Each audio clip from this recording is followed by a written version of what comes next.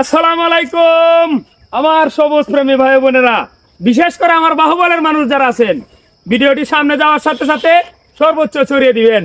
ছোটবেলা থেকে একটা কথা শুনতেছি বা শুনতাম, ফরার মাথা নাগেশ্বরের চিয়া।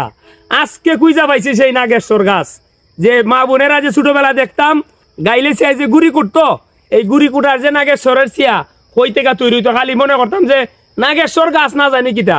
আজকে কুইজা পাইলেছি নাগেশ্বরের গাছ। এই যে দেখেন আমার পাশে, এটা হলো নাগেশ্বর গাছ। গাছটা কিন্তু আসলে দেখতে অনেক সুন্দর, উপরটা অনেক ঝুপালো।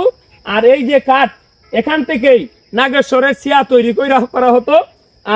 আপনারা আমার অডিয়েন্স যারা আছেন অনেকে হয়তো চিয়া বুঝবেন নাকি, আমাদের বাহুবলের ভাষা এটাকে চিয়া বলে, যেটাকে এই যে গুড়ি কুটা হইতো, এই যে একটা কাঠের থাকে, এটাকে বলা হয় চিয়া। এই জন্য বললাম ফরার মাথা নাগেশ্বরের চিয়া। আজকে খুঁজে পাইলাম নাগেশ্বর গাছ।